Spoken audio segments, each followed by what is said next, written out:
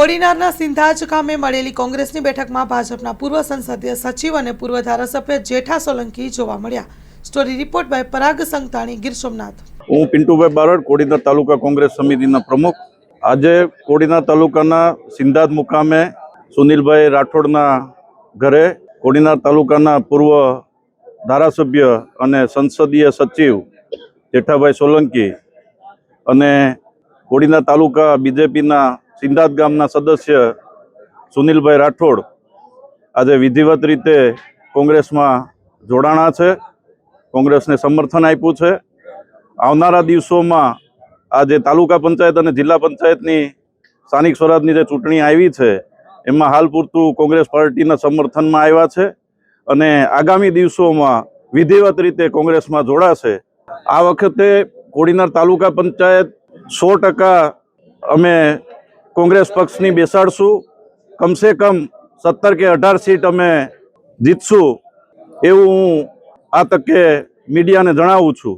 જિલ્લા પંચાયતમાં પણ અમે 5માંથી 3 જિલ્લા પંચાયત જીતશું એવું હું અહીંથી જાહેર કરું છું। સરકારની જે નીતિ છે, ખેડૂતોના પણ મુદ્દા છે, રોજગારીનો મુદ્દો છે, મોંઘવારીનો પણ મુદ્દો છે।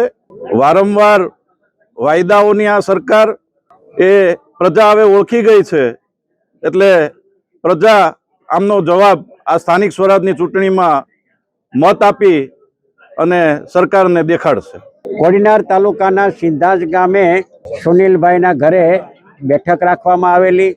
સુનિલભાઈ જે છે એ ભાજપની સાથે સંકળાયેલા હતા। એમનું આખું ગ્રુપ જે છે એ સંપૂર્ણપણે વર્ષોથી ભાજપની સાથે સંકળાયેલા હતા અને સિટિંગ તાલુકા પંચાયતના સભ્ય તરીકે એ ફરજ બજાવે છે। કારોબારીના ચેરમેન તરીકે પણ એમણે ફરજ બજાવી ચૂક્યા છે અને સુનિલભાઈ અને એમના આખું ગ્રુપ સિંધાજ જિલ્લા પંચાયતમાં આવતા 12 ગામો સંપૂર્ણપણે આજે કોંગ્રેસ પક્ષની વિચારધારા સાથે જોડાવા માટેનો નિર્ણય કરીને જે જાહેરાત આજે કરવામાં આવી છે એને આજે આવકારવામાં આવ્યા છે। ગીર સોમનાથ જિલ્લા કોંગ્રેસ પરિવાર દ્વારા આવકારવામાં આવ્યા છે અને વિધિવત રીતે સિંધાજ જિલ્લા પંચાયતની બેઠકના ઉમેદવાર તરીકે પણ કોંગ્રેસ પક્ષના ઉમેદવાર તરીકે ગુજરાત પ્રદેશ કોંગ્રેસ સમિતિના પ્રમુખ અમિતભાઈ ચાવડાની મંજૂરીથી આજે સત્તાવાર રીતે આ બેઠકમાં સુનિલભાઈને ઉમેદવાર તરીકે જાહેરાત પણ કરવામાં આવી છે અને એની સાથોસાથ સિંધાજ તાલુકા પંચાયત અને વડનગર તાલુકા પંચાયતમાં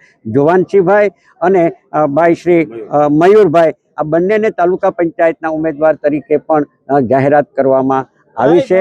અને બીજી સમગ્ર સૌરાષ્ટ્રમાં અને ખાસ કરીને કોડીનારના પૂર્વ ધારાસભ્ય અને ગુજરાત સરકારના સંસદીય મંત્રી તરીકે જેમણે સેવાઓ આપી છે અને જે પાયામાંથી જમીનથી વર્ષોથી પોતાની જાહેર જીવનની કારકિર્દી જિલ્લા પંચાયત અમરેલીમાં કોંગ્રેસના જિલ્લા પંચાયતના સભ્ય તરીકે જાહેર જીવનની શરૂઆત કરી હતી એવા જેઠાભાઈ સોલંકી પણ આજે આ બેઠકની અંદર ઉપસ્થિત હતા અને એમણે પણ આ સ્થાનિક સ્વરાજની ચૂંટણીઓની અંદર સમગ્ર કોડીનાર તાલુકામાં આવતી જિલ્લા પંચાયતની બેઠકો અને તાલુકા પંચાયતની બેઠકોની અંદર કોંગ્રેસના ઉમેદવારોને સમર્થન આપવા માટેની જેઠાભાઈ સોલંકીએ પણ જાહેરાત આજે કરવામાં આવી છે। જેઠાભાઈ સોલંકીએ આજે કોંગ્રેસની આ બેઠકની અંદર સુનિલભાઈના નેતૃત્વની અંદર જેઠાભાઈએ પણ કીધું છે કે જે સુનિલભાઈ જ્યાં જે નિર્ણય કરે એ નિર્ણયની સાથે હું છું। સુનિલભાઈએ નિર્ણય કર્યો છે કોંગ્રેસની વિચારધારા સાથે જોડાવાનો। જેઠાભાઈએ એમને સંપૂર્ણપણે સમર્થન આપ્યું છે।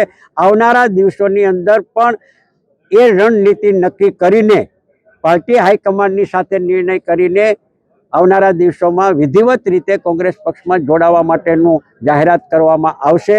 હાલ પૂરતી અત્યારે સ્થાનિક સ્વરાજની ચૂંટણીની અંદર જિલ્લા પંચાયતની 5 બેઠકો અને તાલુકા પંચાયતની બેઠકોમાં કોંગ્રેસ પક્ષના ઉમેદવારોને જીતાડવા માટે જેઠાભાઈ સોલંકીએ સંપૂર્ણપણે સમર્થન આપ્યું છે।